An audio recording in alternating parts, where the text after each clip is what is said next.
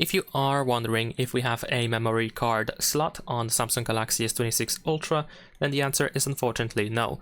While it is possible to use two physical SIM cards, unless you live in the United States, or you purchase the phone in the United States, you can use two SIM cards, but you cannot use the microSD card. Sometimes phones offer a hybrid slot in the SIM tray, which means that you can decide to use either SIM number 2 or microSD card, but in this case there is no way to insert the microSD card like that. At least to put it's not possible to put it into the SIM tray.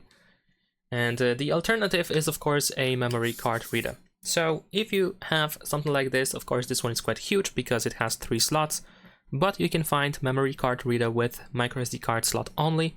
So then with the USB-C cable you can connect it to the phone with your memory card of course inserted, and you can access the storage quite easily.